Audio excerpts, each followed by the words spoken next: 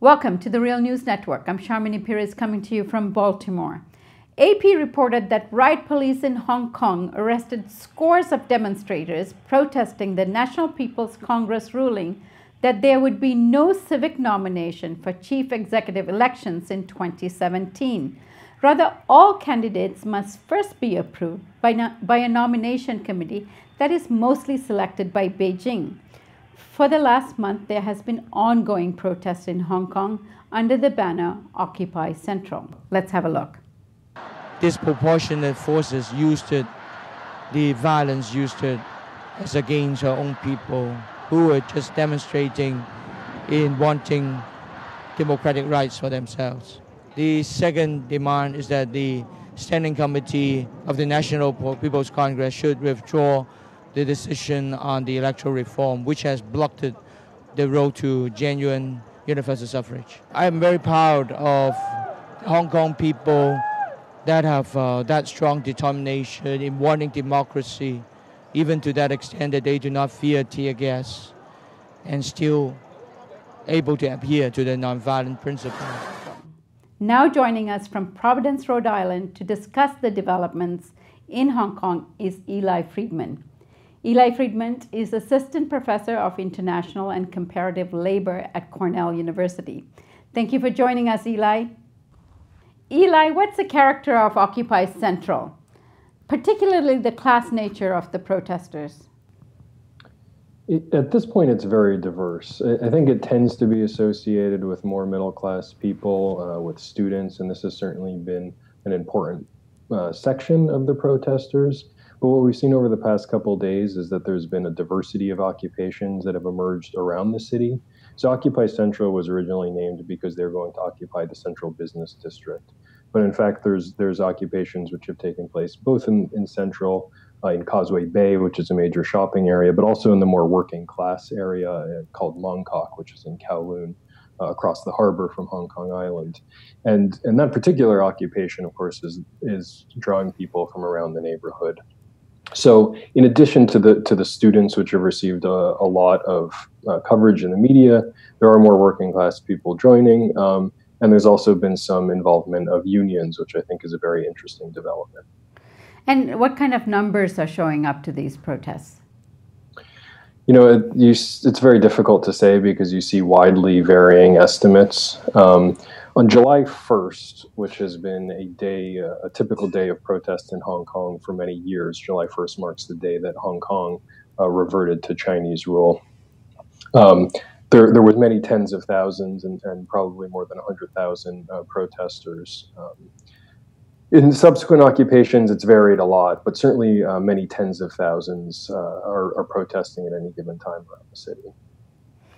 And so, Eli, Beijing must have known about the potential for this kind of reaction by way of protest of their decision. How are they reacting now? Yeah, in fact, Occupy Central has been making this threat for a long time now that if Beijing's ruling on the elections did not meet their standards for what they deemed to be real elections, that they were going to engage in mass civil disobedience in the central business district. So this is not at all a surprise to Beijing. They're putting Beijing in a very difficult spot. If they crack down too hard, then this is likely to engender, I think, more sympathy from the general public and certainly more sympathy overseas. And so they don't want that to happen. On the other hand, if they don't control the protests, then Hong Kong will continue to be sort of ungovernable. And so this is obviously a major problem for Beijing. The central government has indicated that they're not going to back down, that they're not going to change their decision on the elections in Hong Kong. So it's unclear what's going to happen at this point. But in the meantime, things are certainly deadlocked. So I have seen several reports in AP and in Wall Street Journal interviewing some of the Occupy Central organizers, and they're certainly making a demand that Beijing reverse their decision. You think that's unlikely? I mean, they've been pretty explicit in Beijing that they're not going to change their minds. But, you know, it's impossible to tell. I think as these protests persist, as they begin to exact real economic damages in the city, and as they clearly are already having major political consequences for the city, that they may change. And, there's a precedent for this. In 2003, Beijing tried to push through an anti-subversion law in Hong Kong. Once again, on July 1st, there was massive protest. Hundreds of thousands of people came out. And because of this public mobilization, Beijing actually backed down and they shelved this anti-subversion law.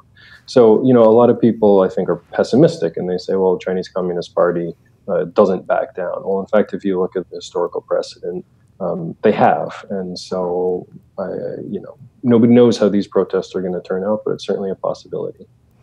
What's the nature of the comparison, let's say, between Occupy Wall Street and Occupy Central? What are some of the economic issues that they're organizing around?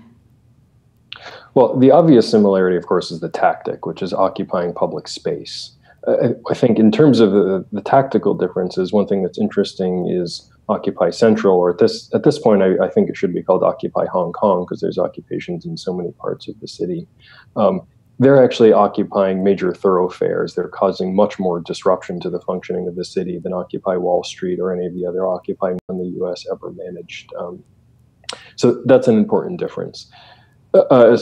Another difference, I think, is their attitude towards electoral democracy. And what we saw in Occupy Wall Street is cynicism about the system of electoral democracy here in the U.S., this belief that both political parties are controlled by corporate interests, that most people don't have any meaningful voice in politics, and therefore the system of elections is not really going to be able to resolve that. In Hong Kong, it's actually quite different, because they are using a sort of similar tactic, but what they're trying to do is to win the right to have the kinds of elections that people in Occupy Wall Street are already, don't really believe in anymore. So that is a major difference. But a similarity is underlying both of these is that I think both in the United States and in Hong Kong and in many other countries around the world, most notably in mainland China, there's this development where it seems like only very wealthy people can have a voice in politics. And so I think that as inequality has grown more stark in Hong Kong, people feel that more and more acutely. And given that they have economic pressures and they can't address those because of the political system is so tightly controlled by economic elites, I think that's leading to a real sense of frustration. Right. Let's get specific here in terms of the economic inequalities. We're talking about a large number of young people that are unemployed. What are some of the other issues? Well, first, just in terms of wealth inequality, Hong Kong is perhaps the most unequal developed economy anywhere in the world, and certainly it's even more unequal than is the case in the United States. So this is a major problem, and yeah, for young people, they face many problems that people in the West are familiar with, which is a bleak job market. Unemployment is not as severe as it is in some places, say in Southern Europe, but it is a concern. Even if you are lucky enough to get a job, people in Hong Kong work insane hours, some of the longest hours anywhere in the world. And the cost of living is astronomical. Hong Kong has some of the most expensive real estate in terms of cost per square foot anywhere in the world. I saw a recent report which said the only place that was more expensive is Monaco. So Hong Kong is significantly more expensive. Real estate is significantly more expensive there than it would be in, say, New York. So the idea of being able to buy a house or even to pay rent on decent accommodations is increasingly difficult. Costs for education and all these things have really gone up quite a lot. And part of the reason that the government hasn't been able to do anything to address this is that some of the wealthiest and therefore most politically connected people in the city are real estate developers. And of course, the situation is working out just fine for them, but it's not for most people. And I understand that some of the business community is also participating in organizing and supporting the demonstrators. Yeah, it's been an interesting dynamic. Initially, before things got really dramatic over the past few days, you had a number of business organizations, including the Hong Kong General Chamber of Commerce, come out in opposition to it, very explicitly in opposition to Occupy Central. Some other major accounting firms and banks were sort of threatening and saying, oh, this is going to hurt Hong Kong's economy and cause disorder, and basically people should just deal with less democracy.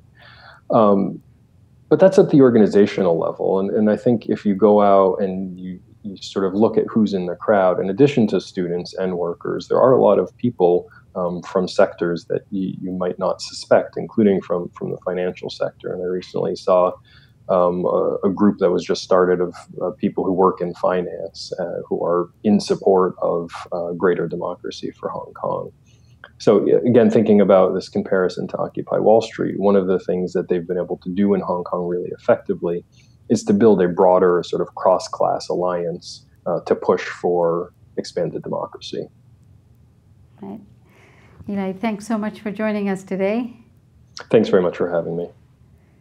And thank you for joining us on the Real News Network.